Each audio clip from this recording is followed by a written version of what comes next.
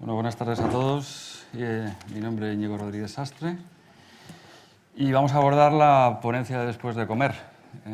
Espero que aguantemos todos con alegría, con ilusión y bueno, con algún que otro bostezo por la digestión, pero bueno. Yo creo que vamos a abordar un tema bastante interesante, como es la responsabilidad de los árbitros e instituciones en el arbitraje internacional. Que un poco al hilo de lo que decía Javier Íscar en su presentación antes de la hora de comer, pues yo creo que puede guardar bastante relación con la creciente anulación de laudos, por lo menos aquí en sede de Madrid. En otras jurisdicciones me consta que hay menos, pero bueno, siempre es una materia yo creo que muy interesante sobre la que comentar y contamos hoy, yo creo que con un panel de lujo para debatir sobre esta cuestión. A mi derecha pues tenemos a Elena Sevilla. Elena estudió en la Universidad de Alicante, también en la Universidad de Berlín, varios máster, trabajó en el despacho Garrigues. Ahora mismo es pues, asociada senior y directora del área de arbitraje internacional en Andersen Tax and Legal. Ella trabaja desde Ginebra, todos sabemos que es un hub internacional de arbitraje muy importante. Profesora de la Universidad de Versalles en arbitraje entre 2012 y 2017 y ahora pues también pues, profesora en el ISDE aquí en Madrid y también en la Universidad de Columbia, la Universidad de Derecho de Columbia. A su derecha está Maximin de Fontmichel, que Maximin también es una gran autoridad en el mundo del arbitraje, es profesor de Derecho Privado y codirector del máster en Arbitraje y Comercio Internacional de la Universidad de Versalles. También es profesor asociado en la Universidad de Monterrey, en México. Ha escrito numerosísimas monografías y en el ámbito de arbitraje y artículos científicos sobre esta cuestión. Doctor en Derecho. Hizo una tesis sobre la parte débil del arbitraje.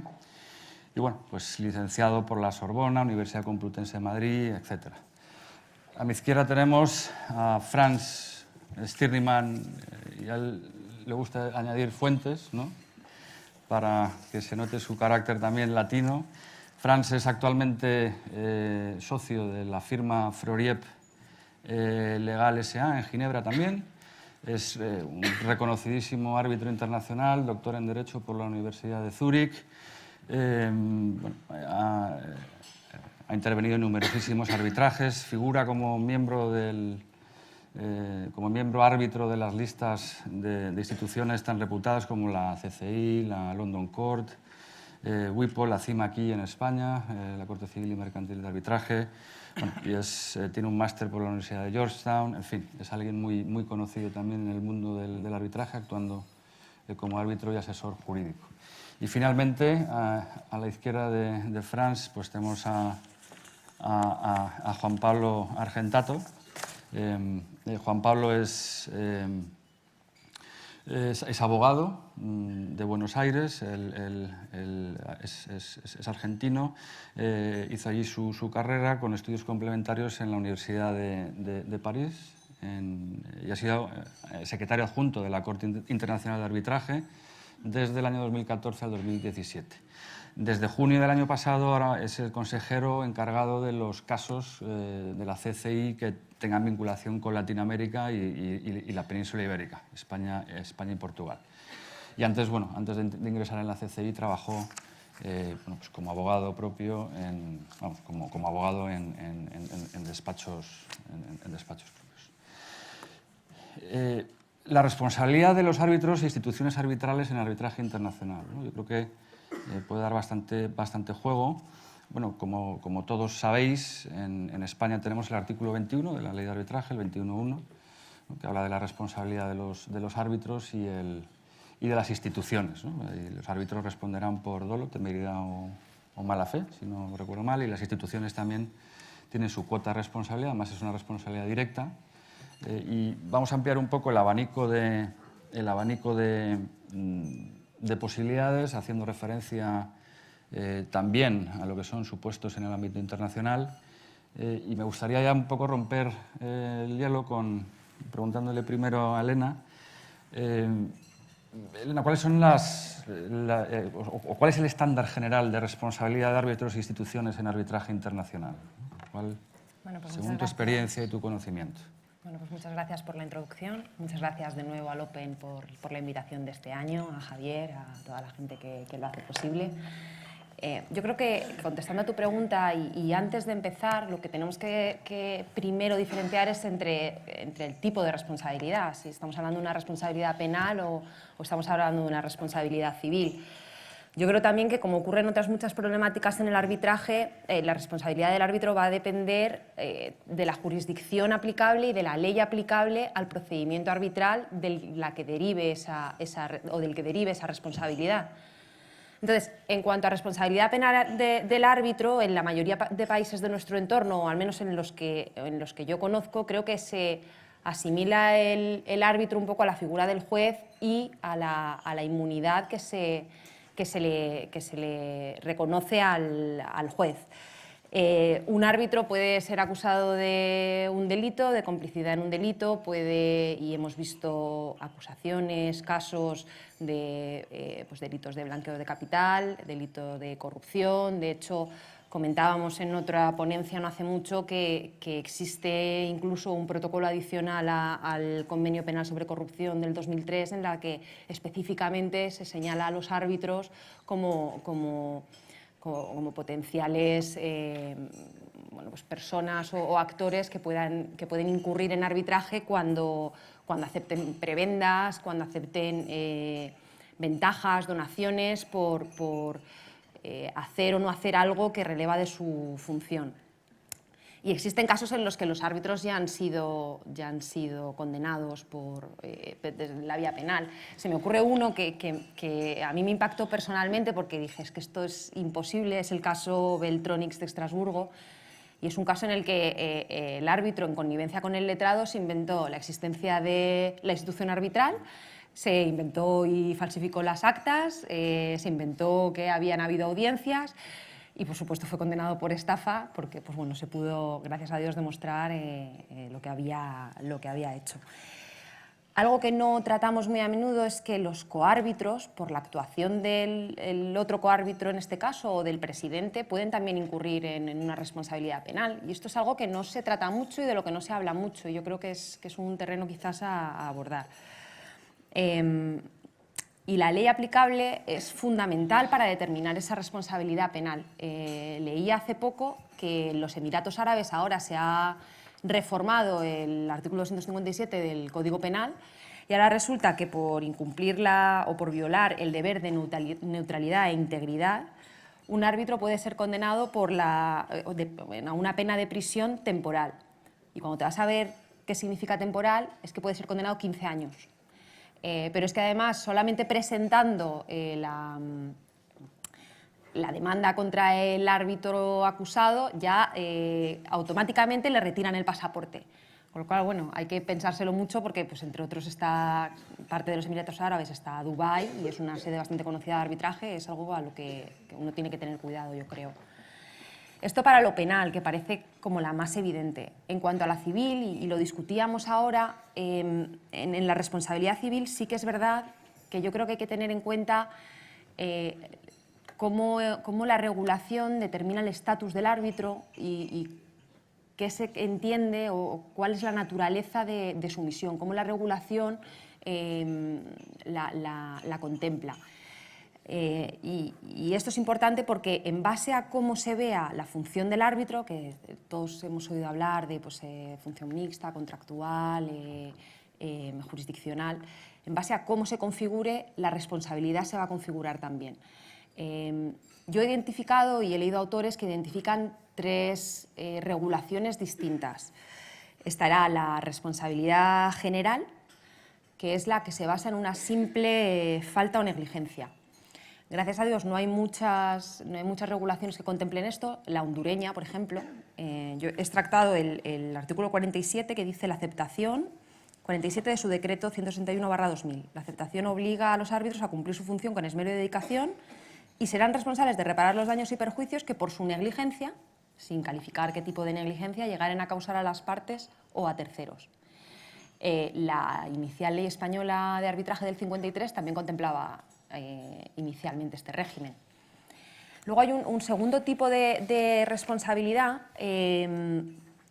o de regulación de responsabilidad, que es la exoneración total de responsabilidad de los árbitros. Y esta es la típica de Estados Unidos y de Irlanda, y de las instituciones arbitrales, que esto también es importante. Bueno, aquí se equipara al árbitro al juez y, por tanto, se estima que no puede incurrir en responsabilidad civil, ya sea de tipo contractual o delictual. Y por último está quizás el modelo más extendido en cuanto a la responsabilidad civil, que es un poco la responsabilidad civil o la exoneración de responsabilidad cualificada, que es aquella en la que se estima que el árbitro puede tener una responsabilidad civil, pero únicamente en los casos más serios: dolo, falta grave, fraude, en fin, todo este tipo de supuestos. Y varía de país en país y de regulación en regulación. Y en esta última categoría yo creo que hay dos subcategorías. Una sería como la que propugna la ley española, y es que hay un único tipo de responsabilidad civil para los árbitros, con independencia de la función que desarrollen. Pues Íñigo lo ha dicho antes, el artículo 21, pues cuando los árbitros incurran en temeridad, dolo o mala fe. Y por otro lado, quizás yo daría el ejemplo francés, que es aquellas en las que sí que se diferencia cuáles son las concretas actividades que estaba realizando el árbitro para o cuándo se produjo la infracción y el daño.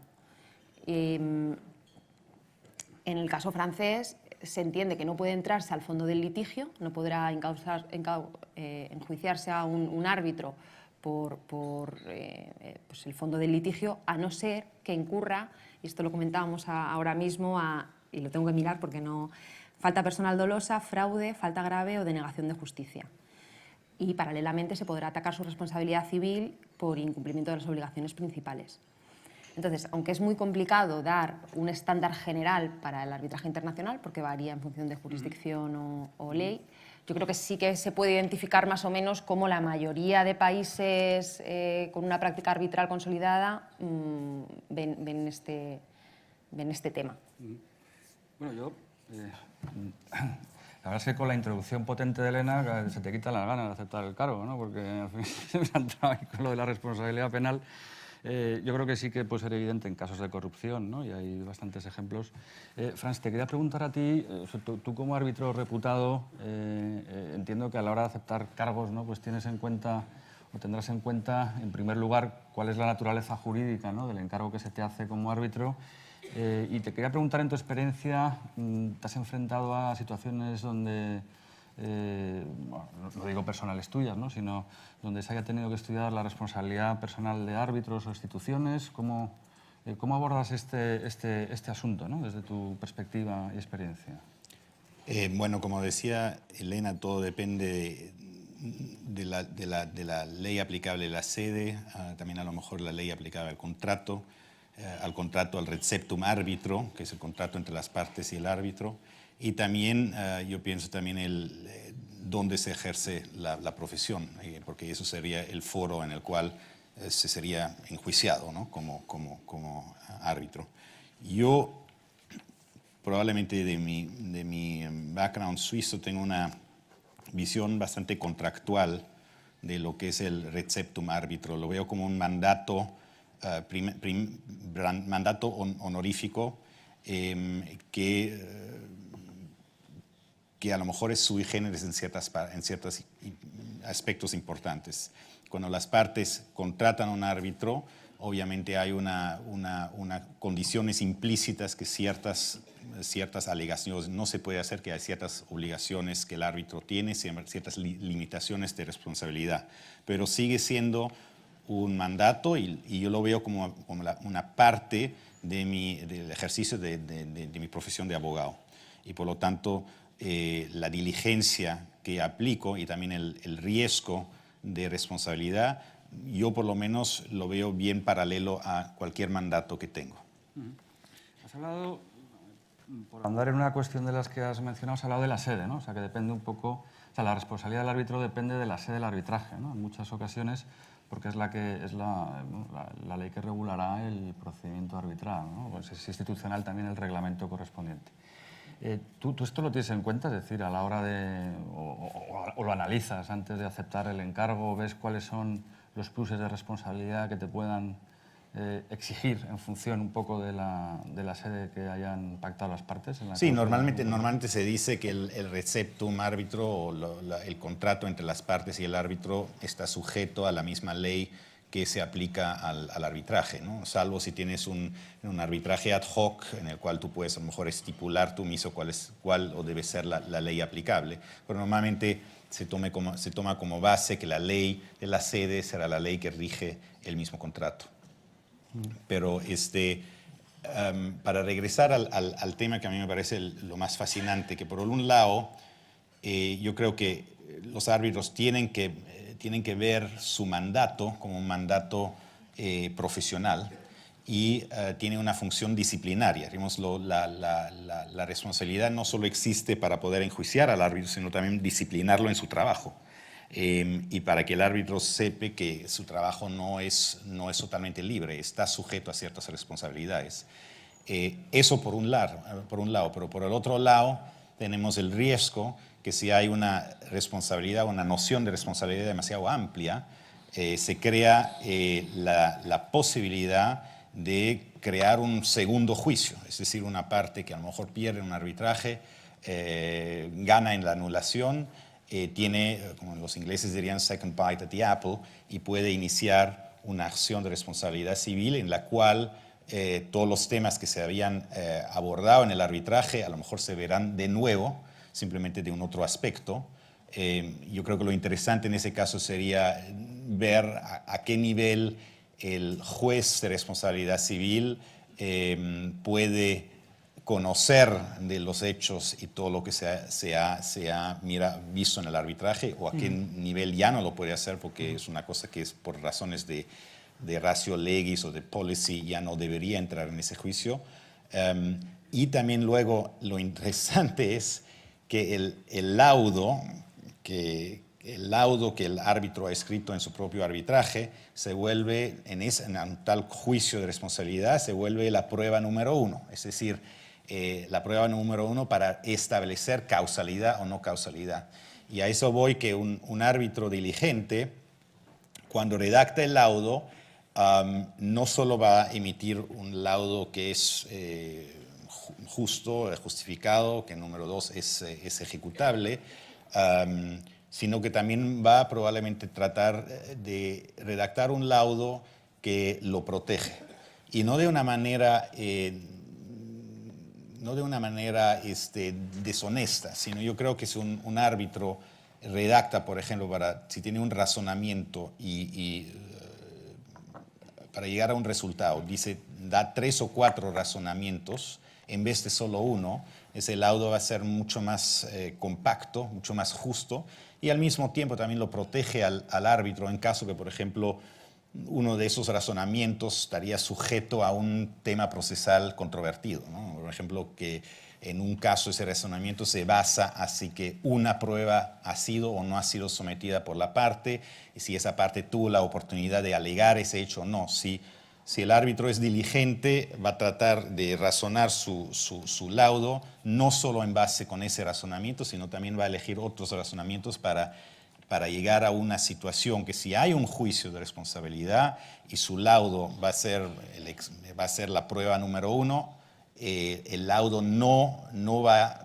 poder ser utilizado como prueba de causalidad que ese daño ha sido creado solo por el árbitro. Entonces partimos de la base que efectivamente para exigir responsabilidad a un árbitro sí que es preciso que se anule previamente el laudo, ¿no? en vía acción de anulación, ¿no? Juan Pablo, vuestra experiencia, hablando de árbitros, ¿no? ya iremos después, en la segunda parte de la ponencia, iremos a la responsabilidad de instituciones. Vuestra experiencia como institución, como institución de reconocidísimo prestigio, ¿cuál es en relación con la responsabilidad de los árbitros? De los árbitros, internacional. Digamos, nosotros administramos los procedimientos, así que son dos cosas diferentes. Por supuesto, la institución y la responsabilidad que incurran los árbitros cumplen funciones muy diferentes. Los árbitros deciden los casos, nosotros solamente, la institución solamente administra los arbitrajes. Nuestra experiencia es, digamos, hasta cierta forma limitada. Muchas veces se busca la responsabilidad de los árbitros o otras veces se busca la responsabilidad de la institución. A veces algunas partes disconformes con el resultado del laudo buscan demandar a las dos conjuntamente. Pero básicamente eso.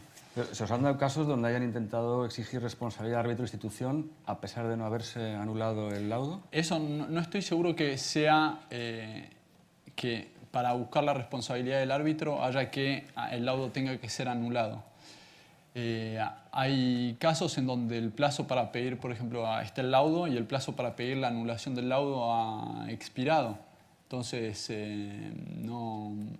la parte que intenta buscar la responsabilidad del árbitro lo va a poder hacer, después su acción va a poder ser rechazada diciendo que bueno, no atacó el laudo. El tema acá interesante me parece es que la responsabilidad del árbitro no puede, como regla fundamental, por favor díganme si no están de acuerdo, si piensan otra cosa, no puede ser en base a su decisión en el laudo. Eso tendría que ser un estándar aplicable, o sea, ojalá algún día sea aplicable en general, pero no se tendría que permitir que una parte disconforme con la decisión que toma el árbitro lo ataque por responsabilidad, porque eso afectaría su libertad de decisión y eso coaccionaría al árbitro o se sentiría presionado para decir de tal o tal forma por miedo a las consecuencias que puede tener. No sé si eso responde un poco la pregunta. Sí. Respecto a una cosa que has dicho es la que, bajo tu punto de vista, no es necesario que se anule el laudo para exigir la verdad que no estoy seguro. ¿no? Porque se pase el plan. ¿Tú qué opinas, Maximán, sobre esto? ¿Tienes alguna...? Porque claro, no se podría interpretar esto como una dejación de derechos por parte de quien pueda reclamar, ¿no? Bueno, estoy de acuerdo con Pablo. No es un criterio, la anulación del laudo no es un criterio para atacar al árbitro delante de las jurisdicciones de derecho común en una responsabilidad. No, lo que se puede quizás añadir, porque tenemos lo mejor de la escuela suiza, que los que hablan español ha dicho todo, pero es que al lado de la vía judicial, que es la responsabilidad civil, penal, podemos también tener una vía extrajudicial, que es la responsabilidad disciplinaria de los árbitros.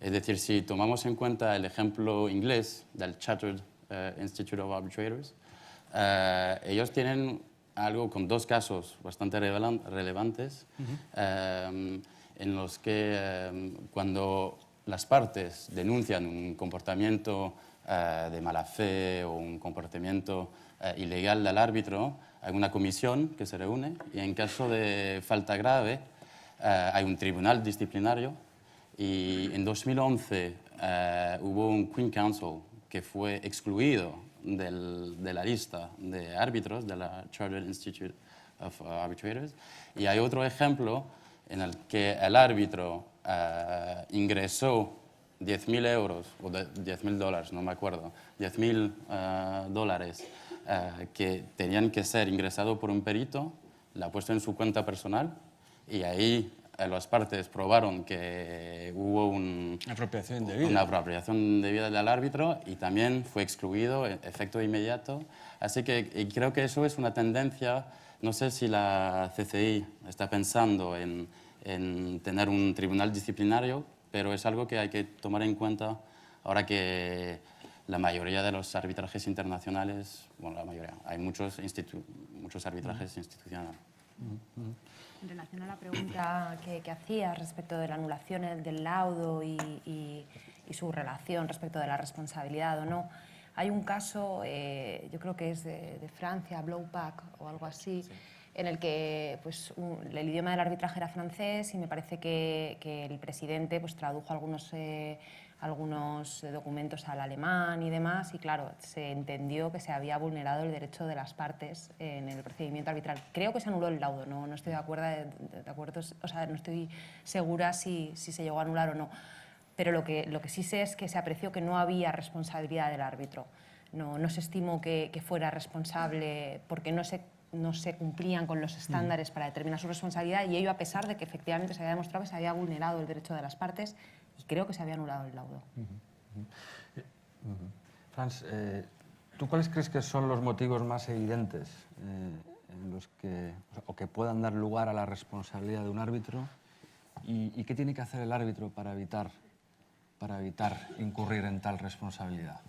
Hemos abordado lo que es general, dolo, temeridad, mala fe en España, en otras jurisdicciones, bueno, pues a lo mejor has mencionado Honduras, en Inglaterra es mala fe, pero ya desde el punto de vista práctico, ¿no? En tu experiencia, ¿cuáles pueden ser las causas más típicas de responsabilidad de cara al árbitro y cómo tiene que hacer esta persona para eludir la exigencia de tal responsabilidad? Yo creo que lo que definitivamente no se debe hacer es crear una paralelidad entre las causas de anulación con las causas de responsabilidad de árbitro. No solo por razones policy o políticas, sino que no son las mismas. Por ejemplo, se puede actuar extra petita, pero puede ser un extra petita muy técnico que no necesariamente revela un dolo. Y puede haber un extra petita que es totalmente obvio y manifiesto, y eso ahí a lo mejor se entra en un dolo. Así que eso como primero. Yo creo que donde se puede relativamente, también es una cosa de prueba, ¿no? Relativamente fácil probar sin tener que entrar a abordar, a revisar el laudo y entrar a toda la inmunidad judicial o las actuaciones judiciales del árbitro, es si hay una falta de revelación. Yo creo que ahí el árbitro está actuando primeramente fuera del ámbito judicial, está actuando meramente en un entorno contractual del receptum árbitro que existe durante todo el arbitraje. Y yo creo que hoy en día, también desde el punto de vista de prueba, hoy en día es una cosa que me parece es una cosa que se debería poder verificar relativamente fácilmente como árbitro si existe o no existe conflicto de interés. Y es una obligación obvia, manifiesta, fácil de probar. Y hasta se podría decir, yo creo que todos conocemos obviamente que hay zonas grises de conflicto de interés, pero si tienes un conflicto de interés totalmente obvio, que toda la gente lo ve y que a lo mejor está en la lista roja de la IVA, etcétera, yo creo que ya te estás moviendo a un campo que entra en el tema de dolo, que hay una responsabilidad bien obvia. Además, que la responsabilidad de revelación es una responsabilidad que está obviamente escrita, no es una cosa sui generis, es escrita y es clara en cada contrato de árbitro. Yo creo que estoy totalmente de acuerdo contigo. Por ejemplo, en España efectivamente dicen que cuando los árbitros aceptan el encargo se obligan a cumplirlo con lealtad, ¿no? Fielmente, ¿no? El repetido artículo 21. Vosotros esto, Juan Pablo, desde el punto de vista institucional, estoy de acuerdo con Frans que efectivamente yo creo que los casos de independencia e imparcialidad deben ser o deberían ser una de las causas de exigencia de responsabilidad a los árbitros. ¿Cómo abordáis esta cuestión en la Cámara? Lo que me gustaría destacar de ahí es la obligación esta de revelación a la que hacía referencia Frans. Como saben todos ustedes, es muy fácil hacer la revelación al principio del arbitraje cuando se acepta. Lo que se ve en la práctica es que es una obligación, todos saben que es una obligación continua a lo largo de todo el procedimiento. Lo que pasa es que no es... Me da la sensación que hay menos revelaciones que se hacen a lo largo del procedimiento, si bien hay árbitros o la mayoría de los árbitros están conscientes de esta obligación que puede llegar a generar su responsabilidad y a lo largo del procedimiento si tienen que hacer alguna revelación más, la hacen. Eso que puede hacer a lo largo del procedimiento puede llegar a una parte, no puede estar cómoda con eso, puede haber una objeción, incluso una recusación. Ahí hay un problema cuando es algo grave, no la mayoría de los casos, pero cuando es algo grave, incluso el árbitro después, cuando una de las partes no está cómoda con esta revelación adicional, directamente se presenta su renuncia y eso complica y alarga los procedimientos y es tiempo y costo invertido. El tema de la independencia, para volver a la pregunta y sin extenderme, en el sistema de arbitraje CSI, me parece que es una obligación fundamentalmente de los árbitros. También en algún momento en uno de los paneles de las mañanas se habló de las concausas, porque también podríamos llegar a pensar que una parte que designa a un coárbitro que no es imparcial o independiente también podría llegar a tener un grado de responsabilidad, si bien el que acepta el encargo es el árbitro, digamos. En el sistema SSI lo que quería mencionar brevemente es que hay un sistema, como también saben todos ustedes, de confirmación. Cuando una parte propone un árbitro, ese árbitro no es automáticamente miembro del tribunal arbitral, sino que pasa por una confirmación por el secretario general o por la corte en el caso de que haya objeciones o algún inconveniente. Y brevemente... ¿Cuáles son los controles que hacéis vosotros a nivel institucional para evitar... A nivel institucional se analizan las objeciones, se analizan los criterios y si hay algún inconveniente que los miembros de la Corte aprecian, no se confirma al árbitro. Lo que quería mencionar en esto, pero tal vez me estoy metiendo en la segunda parte del panel de la institución, es que se podría llegar a plantear si la institución podría llegar a ser responsable por haber confirmado un árbitro cuando después al final el procedimiento o el laudo se anula porque el árbitro no era imparcial o independiente. Y eso se ha determinado que no, las instituciones no son responsables por estas decisiones administrativas de confirmar o no. Eso es algo que las partes al acordar arbitraje SSI acuerdan que la Corte tiene este poder, pero tal vez me estoy ya metiendo más para la institución. No, pero bueno, oye, que podemos ser dinámicos y bueno, no habría... Un tema de...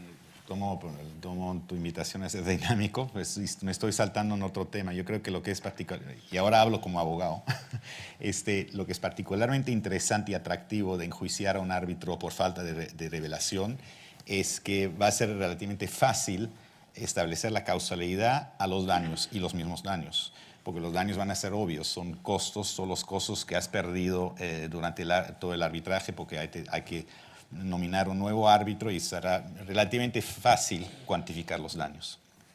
Pero esto como... En tu experiencia, Maximán, ¿qué recomendaciones podrías dar para evitar responsabilidad de un árbitro, ¿no? Para evitarla. Bueno, en Francia, si seguimos en el tema de responsabilidad por falta de independencia o la obligación de revelación, hay un combate entre dos posturas muy distintas. Los que dicen que si el árbitro, al aceptar su carga, no hizo una revelación extensiva de todo, más allá de lo necesario, lo que dicen los IB Guidelines, etc., pues si no lo hace, incurre responsabilidad. Y por el otro lado, la otra parte que dice no tiene que ser una revelación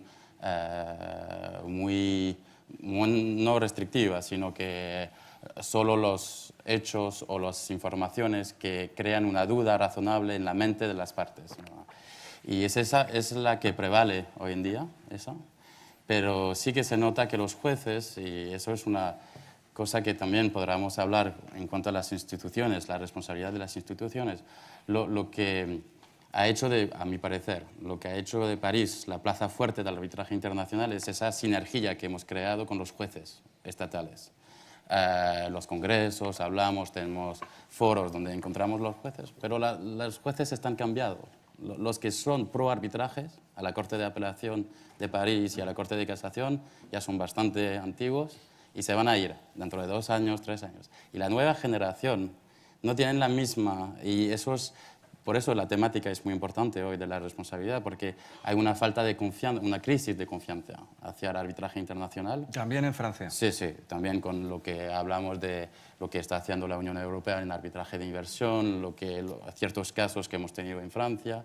Esa crisis de reputación, pues los jueces jóvenes, que son de primera instancia, los jueces de apoyo, pues ya tienen más sospecha con respecto al arbitraje internacional y a los árbitros. Y creo que para prevenir una acción de responsabilidad ya tendremos que tener en cuenta que los jueces ya van a pedir más revelación, más control, más supervisión. No sé si contesto a su... Sí, perfectamente. Bueno, aquí en España, por ejemplo, yo conozco algún caso donde se ha intentado derivar responsabilidad de un árbitro por falta de motivación del laudo. Sí, bueno, eso lo que dijo Juan Pablo es muy acertado. Es que el cursor el buen o el mal juzgado no se puede incurrir responsabilidad. Y la contradicción en los motivos, hemos tenido casos en los que había en los laudos contradicción en los motivos o falta de... tampoco se puede incurrir responsabilidad. Se entra un poco en el fondo, ¿no? Quizás del laudo. Sí, por eso. Y cuando se toca el fondo, pues ahí protegemos al árbitro. Yo creo que es prudente en toda actividad profesional contar con un seguro, ¿no?, de responsabilidad civil. Pero claro, yo me pregunto una cosa, ¿no? Yo he tenido un caso de un árbitro donde efectivamente se le intentaba exigir responsabilidad. Él hizo intentar valer el contrato de seguro que había suscrito con una aseguradora, y cuando fue a pedir los servicios de asesoramiento de la aseguradora le dijeron que no cubría el seguro la acción porque había incurrido en dolo, ¿no? Entonces, ¿de qué te vale el seguro si uno de los presupuestos de la ley de arbitraje española es precisamente ese, ¿no? Quería preguntarle, Franz, tú supongo que contarás con un buen seguro, ¿no?, estos efectos. Como buen suizo, sí, y obviamente, por lo menos los seguros suizos, la actividad de árbitro es una actividad bien no exótica, digamos, en Ginebra, y por lo tanto las pólizas tienen te cubren, pero tampoco no te cubren el dolo. Y yo creo, bueno, eso es mi visión, yo creo que, y ahí veo también mi labor, lo veo como una actuación profesional. Trabajamos como abogados y parte de nuestra actitud como actuación de abogados es ser árbitro, y también hay cierto riesgo en la profesión. Y eso lo tenemos que asumir, y también tampoco no estamos actuando ad honorem, también se nos está pagando, y yo creo que eso forma parte de ser árbitro, y tiene una función muy sana y muy disciplinadora, que verdaderamente vas a hacer un buen trabajo. Y obviamente lo primero que las partes quieren es cuando nominan a un árbitro que no vaya a actuar de una forma dolosa. Es un entendimiento obvio, yo creo que es una obligación que se debería poder aceptar. Antes Franz ha dicho una cosa, Elena, ha dicho que bueno, si al un lado se pueden pedir al árbitro daños, ¿no?, como consecuencia de todos los costes incurridos por las partes en el arbitraje. Yo me pregunto cuál es el alcance de los daños que se puede pedir a un árbitro en caso de que incurra en responsabilidad, ¿no? O sea, estoy con un tema en la cabeza, ¿no? En caso de que haya expirado un plazo de caducidad, por ejemplo, y que no se pueda reiniciar quizás el arbitraje. Bueno, ahí hay una cierta nebulosa. Tú, en tu experiencia, Elena, ¿cuál puede ser el alcance del daño que pueda exigirse a un árbitro? Bueno, yo creo que hay una discusión entre si lo que se tiene que pedir o que solicitar es efectivamente los honorarios que se han abonado junto con los gastos. Hay gente que trata de defender también que se puede pedir la restitución completa, o el importe de lo que hubiera sido su demanda, la cuantía económica de su claim en el arbitraje. Lo que pasa que a mí esta segunda opción me parece muy complicada porque en la mayoría de los casos lo que se estaría de alguna forma, para poder demostrar la existencia de ese daño y por supuesto la relación de causalidad y el derecho a ese importe, lo que se estaría sería reproduciendo el arbitraje ante el juez, que no es competente a estos efectos, excepto en casos muy limitados. Entonces, a mí esto me parece muy complicado. Sí que conozco, pero preparando la conferencia vi un caso, Dubac, en Francia, en la que lo que se alegaba era la pérdida de oportunidad. Y eran como 160 millones o algo así. Y se reclamaba esa pérdida de oportunidad porque se había tardado, creo que era mucho, no se había respetado el plazo para dictar el laudo y demás. Y los árbitros, y el juez no entró a decir si era una solicitud infundada o no, si había base para la demanda, sino que simplemente tuvieron la suerte los árbitros en cuestión de que, como las partes llegaron a un acuerdo transaccional después de la anulación del laudo, pues se quedó en únicamente los honorarios, que eran 1.200.000, pero no era una solicitud que pareciera... a los franceses, por lo visto, la pérdida de oportunidad no les sonaba como algo no les chirriaba como me chirría a lo mejor a mí. Entonces yo creo que esto lo tendremos que seguir de Máxima, cerca ¿tú porque ¿Puedes complementar lo que comenta para las Elena? pólizas... No hace falta, Experto de- pero es cierto. Hay intentos, cada vez más intentos, es que la falta de pérdida o de oportunidad de ejecutar el laudo con un quantum de millones, etcétera, pedirlo cuando se incurre responsabilidad o de la institución o del árbitro, pero ahí hay una resistencia fuerte en Francia en que se puede reembolsar los gastos, los costos de la administración, de peritos, etcétera, pero no vamos a... Personalmente, el árbitro no puede incurrir responsabilidad por la falta de oportunidad de que la parte tenga un laudo de 100 millones ejecutable. Obliga entonces, a tu juicio, a que obliga, digamos, un poco la responsabilidad de los árbitros, ¿no? El duty de los árbitros a que emitan un laudo que sea ejecutable o no? Bueno, aquí lo hablamos antes, es una obligación de resultado que eso es una pregunta que todavía no está resuelta.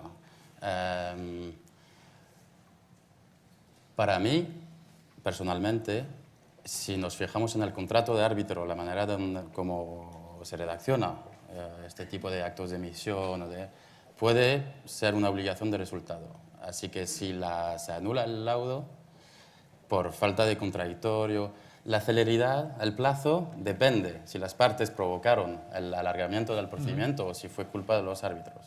Pero, por ejemplo, si es el árbitro que no respetó el contradictorio, que hay anulación y por eso no hay ejecución del laudo, pues se puede decir que es una obligación de resultado.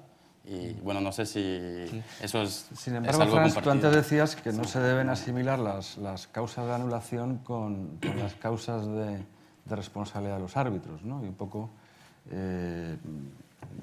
la anulación de todo laudo no tiene por qué dar lugar a la responsabilidad entonces del árbitro, ¿no? ¿Cómo Sí. establecerías la línea? Simplemente habrá otra manera de tener que probar la causalidad. Obviamente, la anulación, la calidad del laudo, todo eso serán pruebas para poder convencer al juez de la instancia civil que hay responsabilidad.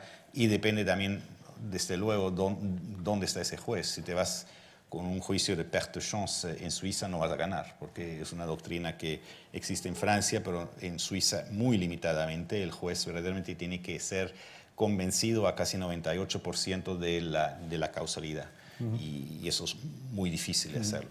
Así que yo simplemente lo veo todo eso, la anulación o si se hace un challenge delante de la CCI, se ve como elementos necesarios para poder establecer un caso, pero que el mero hecho que hubo una anulación no significa que hay una causalidad. Juan Pablo, Sí, el tema de la causalidad me parece muy técnico, complicado, digamos. Acá en el caso en España muy conocido, se ha obligado a los árbitros a responder por los honorarios que habían cobrado solamente. Responsabilizar, lo que decían los miembros del panel también, responsabilizar a los árbitros por el incumplimiento del contrato. No creo que sean los árbitros los que hayan causado que una empresa haya perdido un contrato. Sean responsables por no tener un laudo válido, pero ellos no causaron el daño que sufrió la empresa. Me parece que es un tema a estudiar, sobre todo cuando hay laudos que son anulados, pero que siguen, porque el laudo sea anulado no significa que no sea ejecutable en otra jurisdicción. Entonces, no es que una parte que tiene un laudo anulado en la sede después no lo va a poder intentar, al menos intentar ejecutar ese laudo en otra jurisdicción. Con lo cual, es un tema complejo. Me parece que lo más... leía preparando para la conferencia un artículo muy reciente de Philippe Stoffel sobre la responsabilidad del árbitro y decía que el árbitro tenga que devolver los honorarios que había cobrado si se encontraba responsabilidad del árbitro, que tenga que devolver los honorarios que había recibido. Eso le parecía normal porque era más una resolución del contrato de árbitro. Eso era normal que él los devuelva. Después que sea condenado a otros daños y perjuicios, se tendrán que probar cuáles son los daños que el árbitro ha causado. Ese es bastante complejo el tema, me parece. Y pasando un poco al segundo bloque, ¿cuál es la responsabilidad de las instituciones, ¿no? Es decir, decías que antes que no tenían responsabilidad, ¿no? En caso de... ¿Quién? No, por barriendo supuesto. para casa, pero ¿cuál es...? Las instituciones... En España, por lo menos, la ley te permite ir vía directa, ¿no? Contra las instituciones que administren un arbitraje, ¿no? Sí, CCI, la CCI, ¿cómo aborda esta cuestión? ¿Qué responsabilidad tiene? La ley española te permite la vía directa, diciendo al mismo tiempo que solo va a responder por los daños y perjuicios causados por malicia, dolo, temeridad, dolo Mala fe, sí. o fraude, así que es una responsabilidad calificada. Digamos, las instituciones arbitrales prestan un servicio, así que son de cierta forma responsables para que ese servicio que se ha prestado a las partes que le encomiendan administrar un arbitraje y a los árbitros que participan en ese procedimiento, es muy importante que se cumplan con esos servicios. Lo que voy a decir ahora, yo únicamente tengo 3 años y medio de experiencia en la institución, no me siento totalmente calificado para hablar de este tema tan grave y tan en boga en este momento, pero he revisado un artículo de Manuel Jolivet del 2012 que se los recomiendo a todos y habla muy bien sobre las responsabilidades, las potenciales responsabilidades de las instituciones.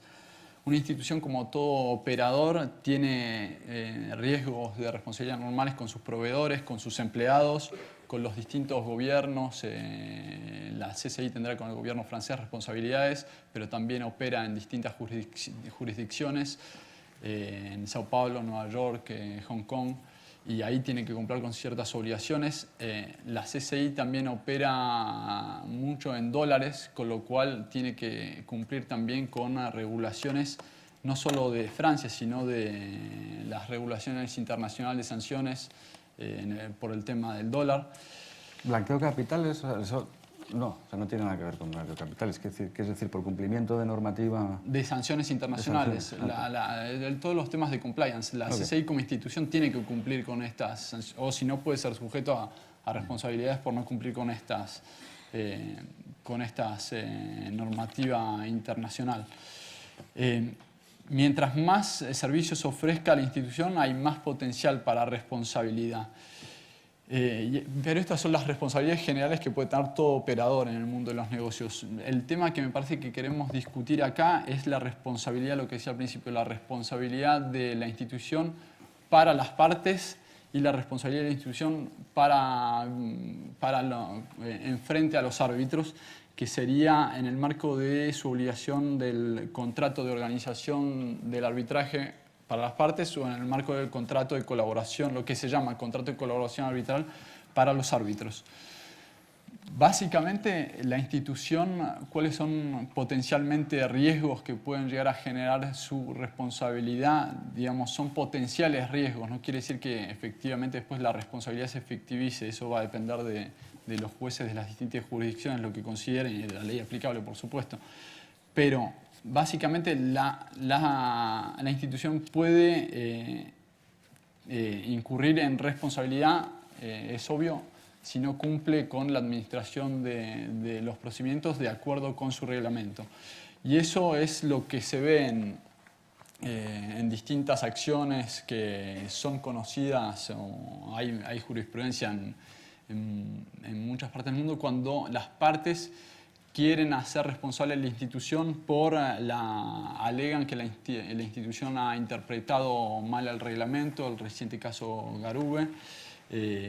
También ha habido casos en donde, específicamente en el arbitraje CCI, las partes se quejan por las decisiones que ha tomado la Corte sobre sus decisiones prima facie en virtud del artículo 6.2 y 6.3. Ha habido casos donde una parte cuando la CCI, en base a estas decisiones, excluye una parte, la demandante se queja. Ha habido casos cuando la parte es excluida, es a la inversa, la otra parte, cuando la Corte deja que el procedimiento continúe, esa parte se queja y presenta demandas judiciales que la mayor parte de las veces son rechazadas. También se ha alegado la falta de control de la institución de los árbitros de los costos del procedimiento, de los plazos, esto en el caso Garuga reciente, se ha querido alegar la violación de normas de orden público en el sistema de arbitraje CCI. Está todo el sistema del escrutinio y hay partes que han alegado que la CCI no ha controlado de forma eficiente los proyectos de laudos que se presentan para su revisión. Esas demandas han sido rechazadas. Una pregunta más bien procesal. ¿En esas demandas los demandantes trataron de obtener documentación interna? Es decir, por ejemplo, los protocolos de la Corte, las deliberaciones. ¿Cómo obtienes la prueba si se hizo bien o no bien el escrutinio? Es muy delicado hablar de esto justamente porque... No, como decía otro autor que escribía sobre la responsabilidad de los árbitros, él en su artículo decía que no quería dar las bases para que hagan responsables a los árbitros.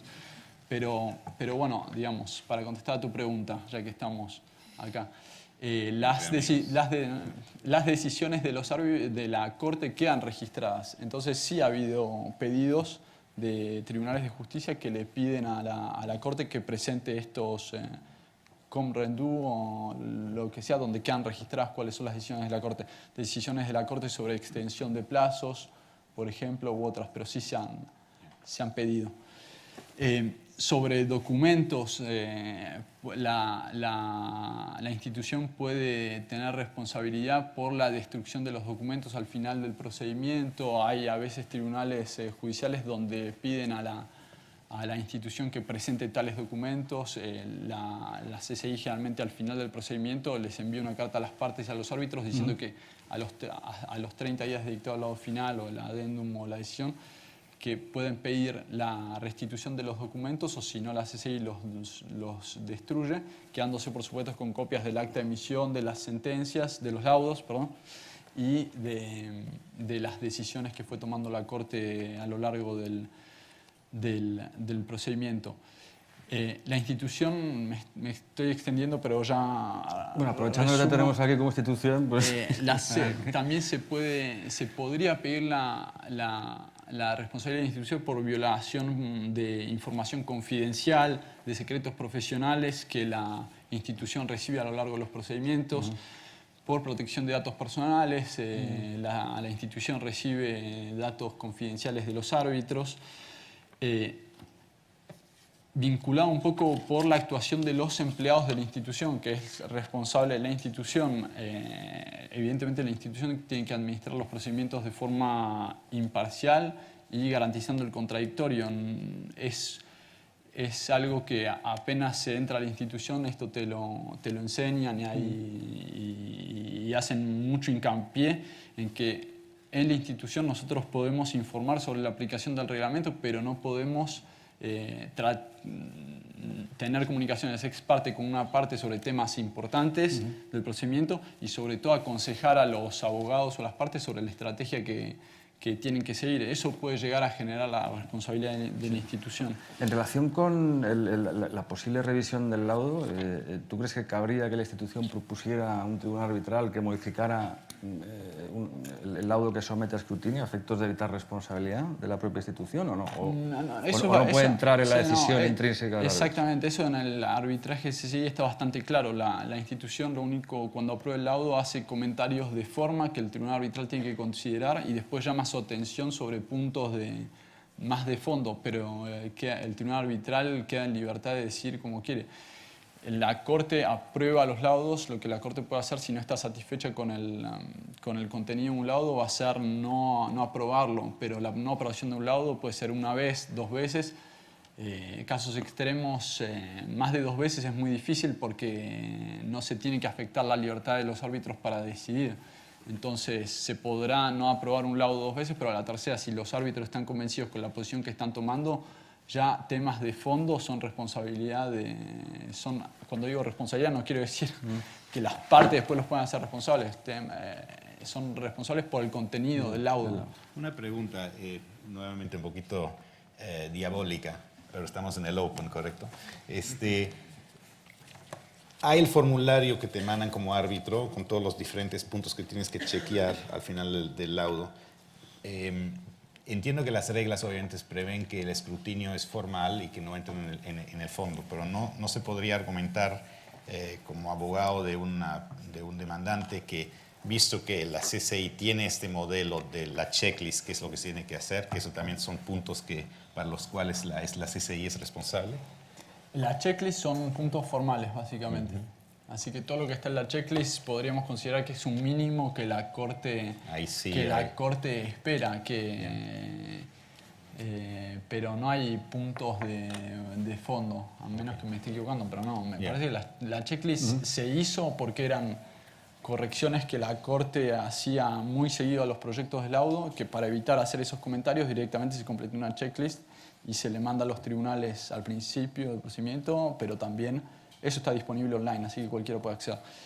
Pero también directamente, en vez de hacer comentarios al final, se le manda la checklist con los puntos que habría que completar.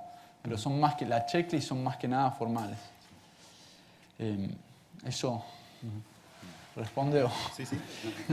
Y yo para terminar con esto, como decía al principio, estos son causas que las partes alegan que la institución podría llegar a ser responsable, pero eso no quiere decir que la institución sea responsable.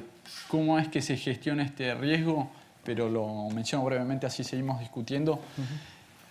Los reglamentos tienen cláusulas de limitación de responsabilidad, no solo de las instituciones, sino también de los árbitros. Después discutiremos si esas cláusulas exonerarias o limitativas de responsabilidad se consideran o no válidas. Después depende de la ley aplicable, lo que mencionábamos sobre los árbitros también se aplica a las instituciones. La ley de arbitraje, el mismo artículo de la ley de arbitraje española también se aplica a las instituciones. En el Arbitration Act del 96 también tiene una norma específica sobre esto. El artículo 74, ¿no? De la... 74. Es el 29 y luego el 74. Exactamente. 29 para árbitros, 74 para... 74, sí, sí. Y después también se limita a través de los seguros que contrata la institución para cubrirse de estos riesgos. Y habla de mala fe, ¿no? La Arbitration Act inglés habla de mala fe. La Arbitration Act es que la institución es solo responsable en caso de mala fe. Parecido a lo que a la ley española. O sea, que nuevamente la elección de sede del arbitraje o la sede del arbitraje juega un papel fundamental, ¿no? También en todas estas cuestiones, ¿no? Sí, después está toda la discusión de cuál es la responsabilidad.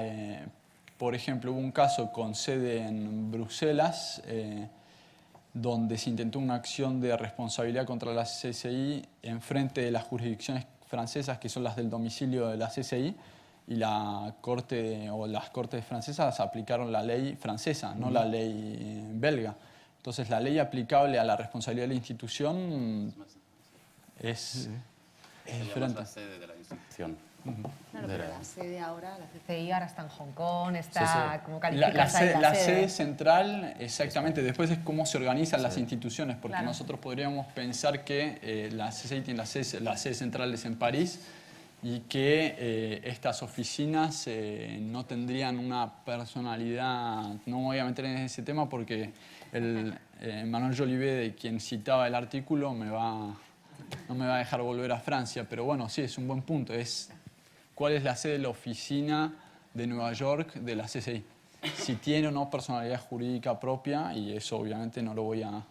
¿Se podría negar la CCI a administrar un arbitraje en caso de que este se desarrolle en una sede especialmente beligerante con las instituciones o que sea especialmente escrupulosa con el proceso? Sí, a ver si se podría Negar la CCI, ¿no? A administrar un arbitraje, porque al final la sede la eligen las partes, ¿no? Dentro de la cláusula compromisoria. No, porque lo que decíamos, que no estoy seguro que la ley de la sede sea la ley aplicable a la responsabilidad de la institución. Sí, claro. Siempre irías a París, ¿no? Entonces, bajo... La CCI es una asociación francesa, así que después le dejo a las partes que decidan si quieren demandar a la CCI ante un juez incompetente. Bueno, ya la CCI se defenderá diciendo que Pero no ¿cómo se conjugarías presentará en ese caso, Juan Pablo? Es decir, que la CCI es una institución francesa, por ejemplo, con ley española, ¿no? Que te permite acción directa. No, pero no estoy hablando de la CCI. Acá hay instituciones arbitrales también en España, así que para las instituciones españolas se aplicará la ley española. Pero imaginemos un arbitraje CCI con sede aquí en España, ¿no? Sí. Digamos bueno, Sí, no el se le reglamento aplicaría pero la ley, el artículo 21 de la ley. se aplicaría. Eso se regiría por la ley francesa. Quizás para contestar a tu pregunta, lo que se ataca delante de la jurisdicción no es la Corte de Arbitraje, es la Cámara. Y la Cámara está con la ley de asociación francesa y se ataca delante de las jurisdicciones de derecho común, del Tribunal de Gran Instancia. Y así que cuando se ataca la CCI en Francia, y contra mi voluntad yo estuve en el caso Garoubet un poco enfrentándome a la CCI, y pues se ataca la Cámara, y esa es la ley francesa, que bueno, los jueces aplicaron la ley francesa. Porque no se ataca la Corte de Arbitraje, sino la Cámara entera. La Cámara de Comercio Internacional, la Corte no tiene personalidad Que no. jurídica. Pero la pregunta era, creo que si tú tienes una jurisdicción en la cual hay varias demandas, digamos, contra la CCI, y dos partes han pactado un arbitraje en Burkina Faso, ¿ya? Por ejemplo. Y en Burkina Faso tiene una actitud, hubo muchas demandas en Burkina Faso. Y la CCI en ese momento está frente a la pregunta si acepta conducir ese arbitraje o no.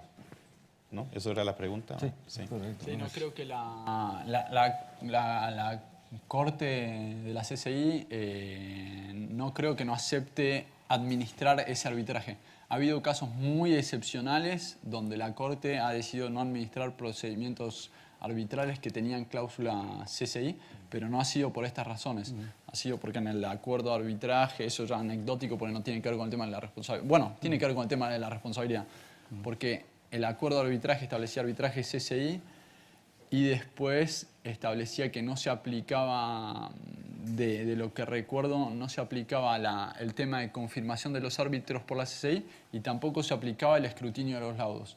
Entonces la CCI, cuando recibe este acuerdo de arbitraje que modifica, podríamos considerar que modifica su oferta original, que es el reglamento, les pidió a las partes que deroguen a estas modificaciones que habían hecho al reglamento, o si no, las partes no quisieron derogar a su acuerdo y la CCI se negó a administrar este procedimiento. Esto llegó a las Cortes de Francia y las Cortes le dieron la razón a la CCI, diciendo que no incurría en responsabilidad por negarse. Y ahí esto vinculamos con el tema, esto cómo lo consideramos después, como una denegación de justicia. Ahí se vincula un poco con este tema. Bueno, sí, bueno, la verdad es que creo que desde el punto de vista de la responsabilidad institucional de los centros de arbitraje, hoy en día hemos tenido este caso Garoubet.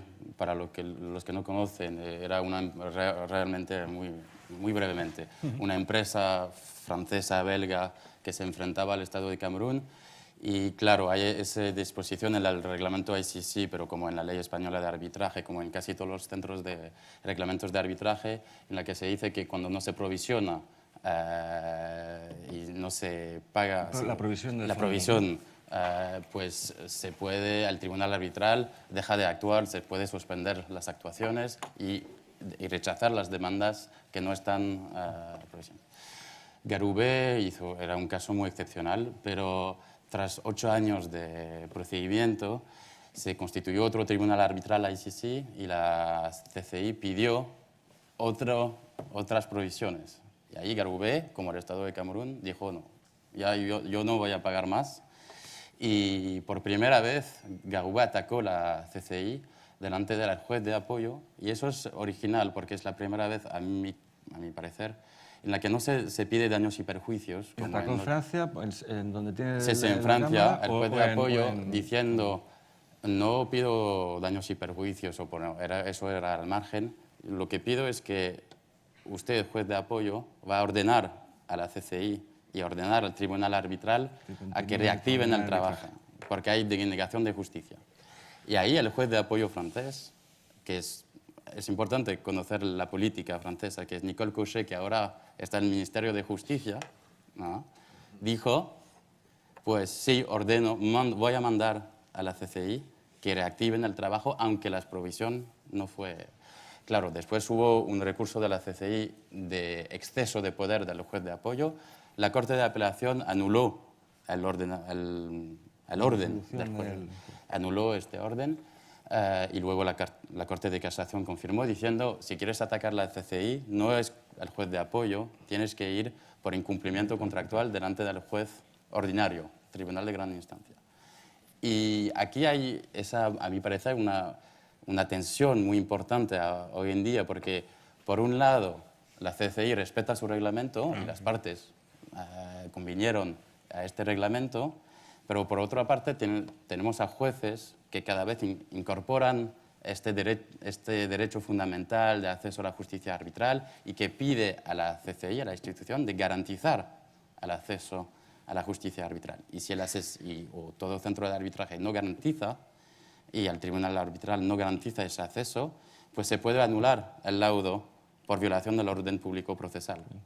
Y ahí pues creo que hay, a mi parecer, otra forma de responsabilidad de las instituciones. Es un debate, creo que hay pendiente en la Corte Internacional, pero los suizos, también el Tribunal de Arbitraje de Deportes, lo hizo, es crear un fondo de acceso o crear un mecanismo para permitir a las partes que son insolventes o que prueban su insolvencia con integridad, no con una programa, porque eso es el riesgo, es que las partes programan su insolvencia para rechazar el convenio.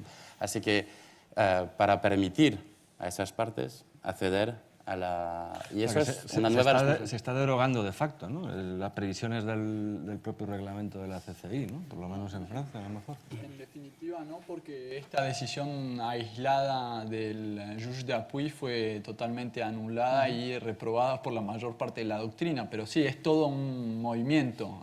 Después hay gente que está a favor y hay gente que está en contra, obviamente. Pero en definitiva... Sí, y el debate... En Francia, además, tenemos esa doctrina de que el arbitraje es un orden jurídico autónomo, independiente. Bueno, la cosa es que si realmente es independiente, los centros de arbitraje tienen que garantizar el acceso a su justicia. Si no, no es independiente. Y ahí pues hay una tensión teórica, doctrinal, pero que tiene consecuencias prácticas muy fuertes. Por ejemplo, hay otro, no es contra la CSI, es contra otro, porque ahora me llaman para hacer, quiero atacar. Así que estoy haciendo una opinión para un caso en donde otro centro arbitral, con la misma disposición, pues se está atacando otra vez por denegación de justicia. Así que eso, a mi parecer, hay que combatir esa tendencia de los litigantes de atacar la institución, pero eso implica que las instituciones se den cuenta que, pues primero, los litigantes ahora van a atacar cada vez más sobre este derecho fundamental de acceso a la justicia y que los jueces, eso es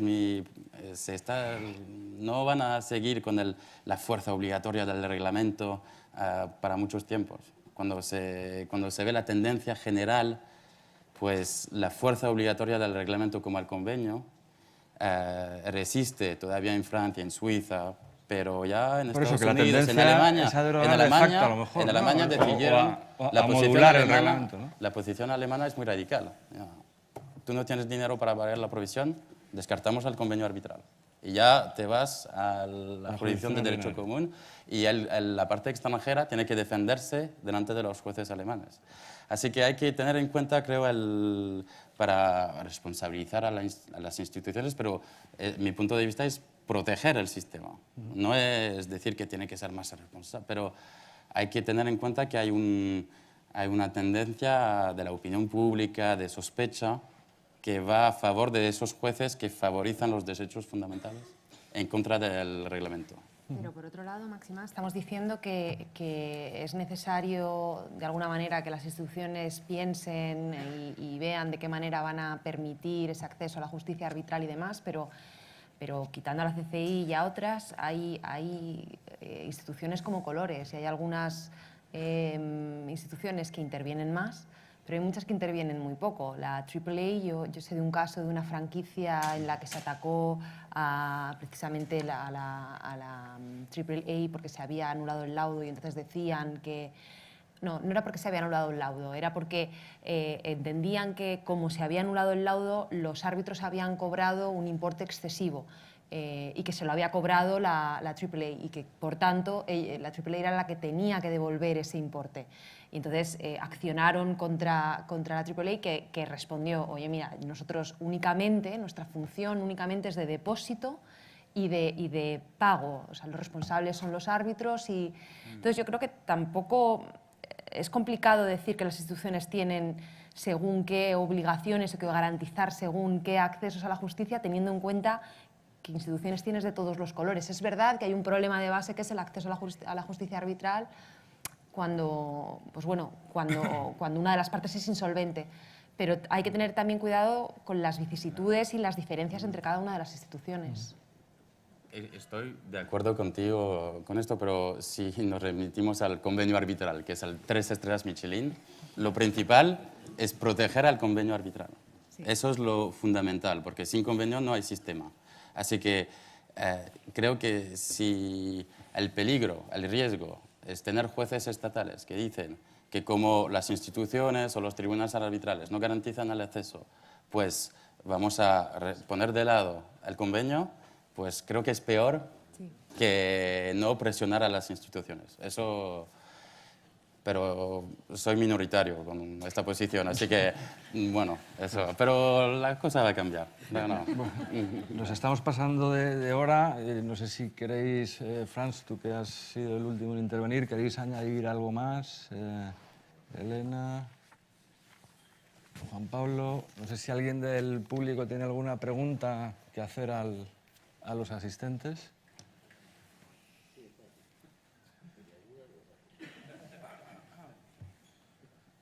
Es un micrófono. No sé si hay micrófono. A ver.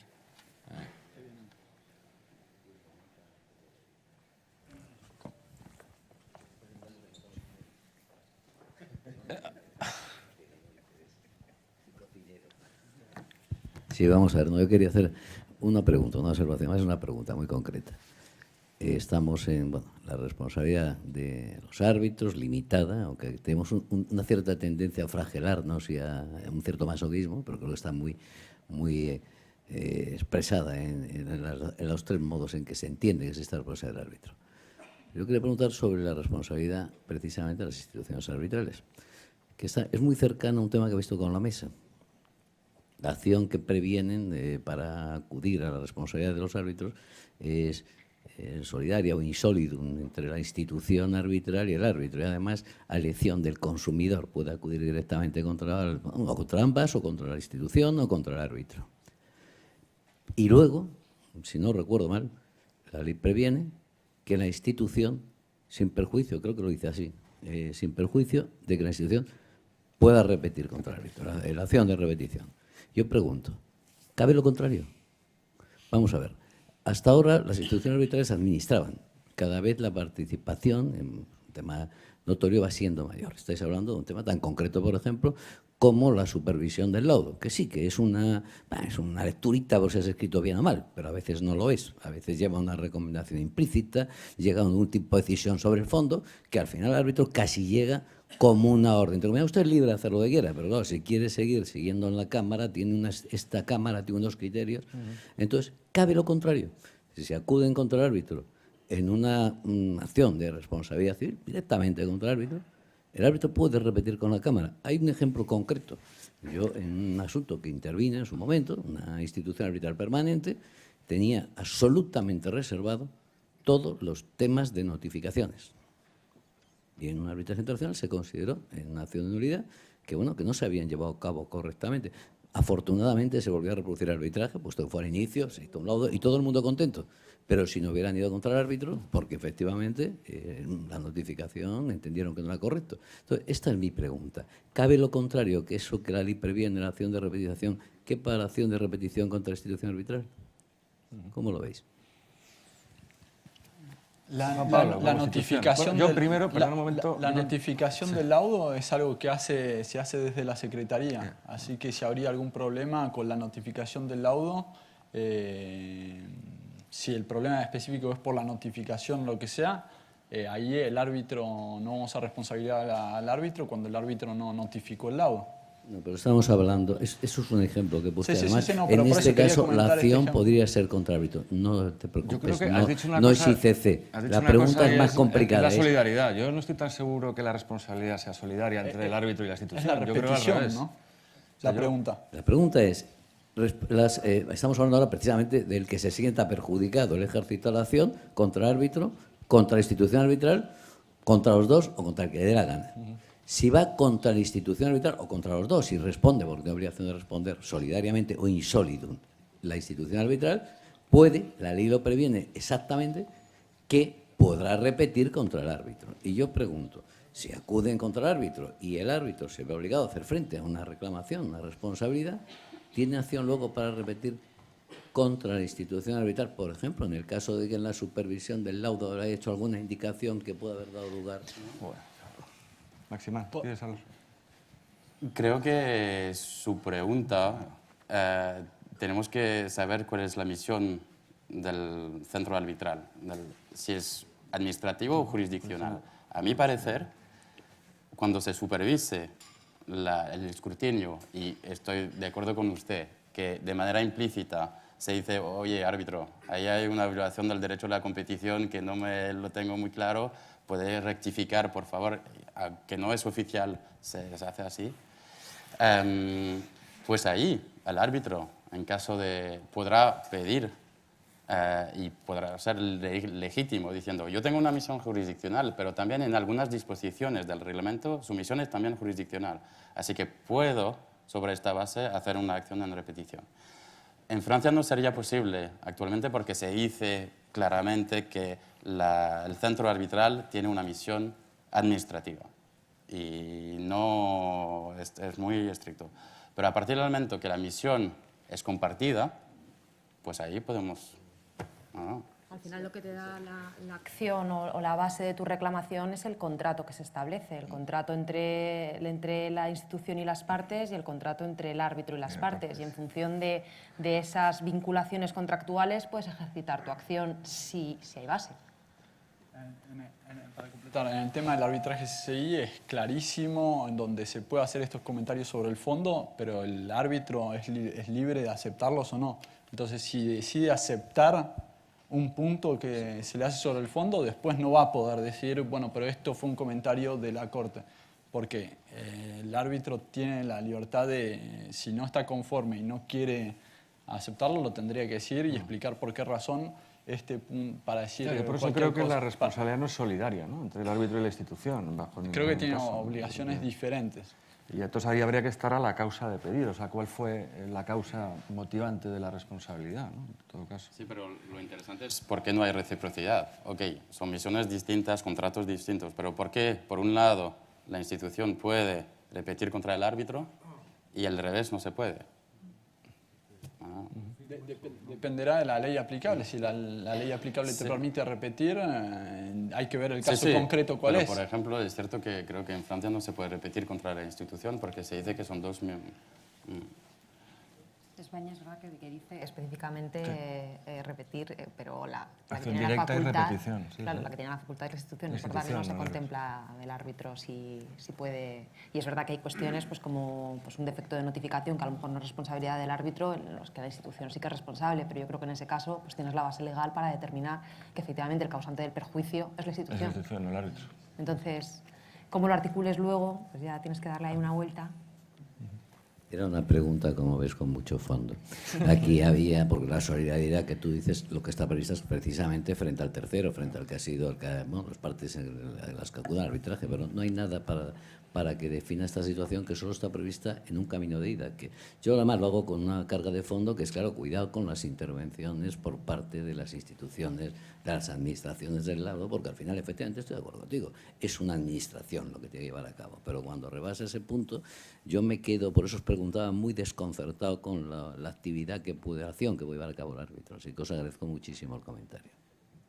Y muy brevemente, pero se me viene ahora, hay un caso en Francia, por decir la ambigüedad, que ese caso era un centro de arbitral muy pequeño de algodón, perdón, en el que se dijo que el centro de arbitraje violó el principio de contradicción, pero al mismo tiempo la jurisprudencia dice que solo la misión es administrativa, así que no se puede aplicar los derechos procesales, contradictorio, etcétera, a los centros de arbitraje.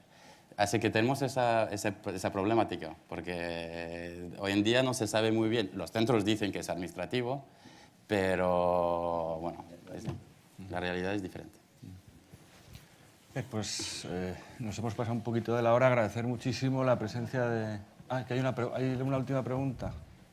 Una última pregunta, porque me están recriminando la extensión. Yo soy María Julia del Galtesen. No, mi reflexión era un poco de... Evidentemente el tema de insolvencia provoca un problema de acceso a la defensa y tal, pero bueno, que también, que esto yo creo que cada país lo ha abordado de una manera, como decíamos, en Alemania una manera, en Francia todavía no se sabe, en España fue de una manera, ahora es de otra, pero en cualquier caso también hay que tener en cuenta que desde luego desde el aspecto de acceso, derecho de acceso a la defensa, derechos humanos, también hay que tener en cuenta que, por ejemplo, existe la decisión del caso con Suiza, de Taban contra Suiza, en el que se ha admitido que la renuncia a la acción de anulación no significa un problema de acceso a la defensa. Y sinceramente creo que existe también el argumento de que la parte, desde el momento que se somete a arbitraje, conociendo que es un arbitraje con un reglamento preciso que establece el pago de provisiones, etcétera, en el fondo está aceptando que esto puede ocurrir, o sea, que no hay una denegación de defensa. Entonces, de la misma manera, o sea, porque realmente el arbitraje se fundamenta en la libertad contractual y entonces ese también es otro derecho que al menos en algunos ordenamientos también está garantizado, ¿vale?